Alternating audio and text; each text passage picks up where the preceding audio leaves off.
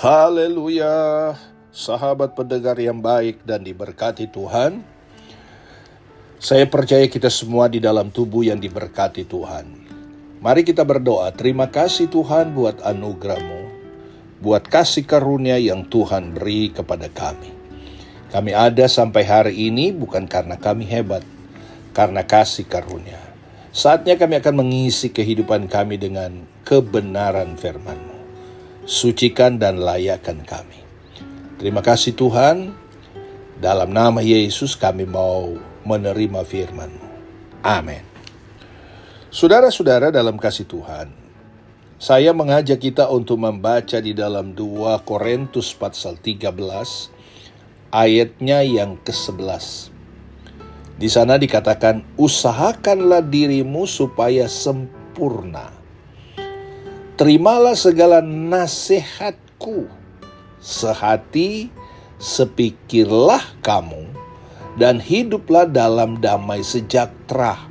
Maka Allah sumber kasih dan damai sejahtera akan menyertai kamu. Haleluya, puji Tuhan. Dan topik renungan kita pada kesempatan ini adalah menjadi sepikir. Saudara-saudara, untuk menjadi sepikir itu gampang-gampang susah. Karena manusia tidak semua karakternya sama. Ya. Nah, apa yang dimaksud dengan sepikir? Bagaimana kita bisa sepikir padahal gaya hidup kita begitu berbeda? Paulus sebenarnya berbicara tentang sepikir dalam hal-hal berkaitannya dengan Allah. Jika kita bersekutu bersama sehati dan sepikir, kita akan hidup dalam damai sejahtera dan kesatuan sebagai keluarga Allah. Ya, Paulus sedang bicara tentang sepikir kaitannya dengan Allah. Ya. Jadi untuk terjadinya suatu kebahagiaan, ya, terjadinya sesuatu mujizat yang luar biasa karena ada persatuan sebagai keluarga Allah. Nah, saudara-saudara, belajar hidup damai salah satunya adalah menghindari bergosip. Tuhan tidak pernah mengajar kita membicarakan satu dengan yang lain, melainkan saling mendoakan. Kalau kita baca itu di dalam Yakobus pasal 5 ayat 16 bagian A. Kita tidak bisa mengharapkan hidup ya dalam damai jika kita menghabiskan waktu membicarakan orang lain secara negatif. Ya. Kita hanya menghabiskan waktu, ya, membuang-buang waktu membicarakan orang lain. Apalagi kalau soal negatif. Tuhan tidak suka sikap jahat ini. Jadi termasuk ini kategori jahat di mata Tuhan yang membicarakan, ya, saudara-saudara dalam kasih Tuhan. Nah, kita tidak bisa maju ketika kita harus membicarakan dosa, ya, dan kegagalan masa lalu kita maupun orang lain. Yang lalu biarlah berlalu. Jangan terus mengingatnya. Ada orang, saudara-saudara, ingat yang lalu-lalu, ya, dibawa-bawa. Ya, saudara-saudara, kasus aja dalam pengadilan kalau sudah kadaluarsa tidak akan diungkit-ungkit lagi. Tapi kadang-kadang sifat manusia seperti ungkitlah, saya sudah melakukan ini, saya sudah berbuat ini, saya sudah lakukan, kalau enggak saya. Sudah, saudara, mengungkit, mengingat. Ya. Mari kita lupakan semua itu. Dan terus maju dengan Roh Kudus. Maka akan ada damai di antara anak-anak Tuhan atau saudara dan saya.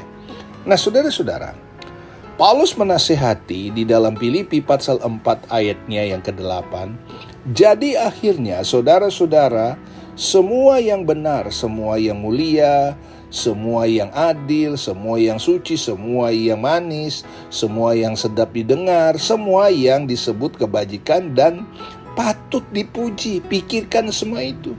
Jadi mari saudara kita taruh di pikiran kita, perasaan kita, yaitu saudara-saudara, semua yang benar. Yang benar itu hasilnya positif. Nah, tidak mendatangkan sakit penyakit. Yang benar nggak akan tersesat. Tuh. Ya, yang benar itu dia jadi penurut, dia jadi taat. Itu harus saudara-saudara, ya, semua yang benar itu semua yang mulia, yang kaitannya dengan Tuhan, yang mulia. Ya, kalau sudah bicara tentang mulia, baik ke Allah, baik kepada dunia ini mengakui semua yang adil. Siapa yang tidak mau keadilan? Ya. Kadang-kala kita marah kalau kita tidak dapat keadilan, tapi kita sendiri membuat ketidakadilan. Ya. Artinya saudara-saudara, Tuhan sudah adil dalam hidup kita. Tuhan sudah menolong kita. Tuhan sudah. Nah, kita adil enggak? Ya saudara ya. Nah, ayat ini berkata, Paulus kata, semuanya ini yang benar, yang mulia, yang adil, yang suci. Bicara tentang suci, kesucian. Lebih lagi saudara, ketulusan, hati yang bersih, nggak ada iri hati, nggak ada kepahitan. Saudara-saudara dalam kasih Tuhan, suci, bersih, lurus hatinya, nggak bengkok. Ya, lihat orang lain diberkati, oh puji Tuhan. Lihat orang sukses, haleluya. Tetapi lihat orang maju, orang yang pikirannya macam-macam, ya, karena dia dekat, karena begini dan karena begitu, itu kelihatan sekali. Ya, semua yang suci ini harus ada dalam kehidupan anak Tuhan. Kadang-kadang kita pura-pura itu loh. Ya. Pura-puranya apa? Ada Tuhan, dia benci dengan orang lain. Oh, saya enggak benci. Sumpah om, sumpah. Dari sikapnya udah tahu dia enggak suka. Itu kan munafik, saudara ya. Nah, suci yang suci, semua yang manis, semua yang sedap didengar, semua yang disebut kebajikan, firman Tuhan mengatakan apa? Patut dipuji, dikasih apresiasi, ya, dikasih pujian, dikasih apa ya? Kasih pujian yang tentu saja sesuai dengan kehendak Tuhan. Ya saudara-saudara kasih Tuhan. Ya. Dan ayat ini berkata, pikirkanlah semuanya itu. Jika kita melakukan apa yang diajarkan Alkitab, kita membiarkan damai Kristus bertakhta di tengah-tengah kita, sehingga kita bisa terus hidup dalam damai Tuhan dengan orang-orang yang lain. Betapa pentingnya hidup di dalam damai sejahtera dan kesatuan dengan semua saudara seiman. Paulus berkata, sebab itu aku menasihatkan kamu, aku orang-orang yang dipenjarakan oleh karena Tuhan, ya, supaya hidupmu sebagai orang-orang yang telah dipanggil berpadan dengan panggilan itu. Hendaklah kamu selalu rendah hati. Ya, berpadan dengan panggilan itu salah satunya adalah rendah hati, lemah lembut, dan sabar. Tunjukkanlah kasihmu dalam hal saling apa? Membantu, saling mensupport, dan berusahalah memelihara kesatuan roh oleh ikatan damai sejahtera, satu tubuh dan satu roh. Sebagaimana kamu telah dipanggil sebagai satu pengharapan yang terkandung dalam panggilanmu. Satu Tuhan, satu iman, satu baptisan, satu Allah dan Bapa dari semua. Allah yang di atas semua, akan, oleh semua, ya, dan di dalam semua, di dalam Efesus pasal 4 ayat 1 sampai 6. Jadi saudara-saudara, mari kita harus berjuang untuk hidup dalam kesatuan sebagai satu tubuh dalam Kristus, sehati dan sepikir. Jadilah anak Tuhan memiliki pikiran Kristus, sehati dan sepikir.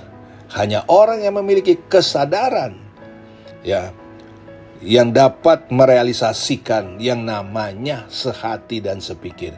Karena firman Allah ada di dalam hidupnya. Tuhan Yesus tolong, Tuhan Yesus memberkati kita semua. Amin.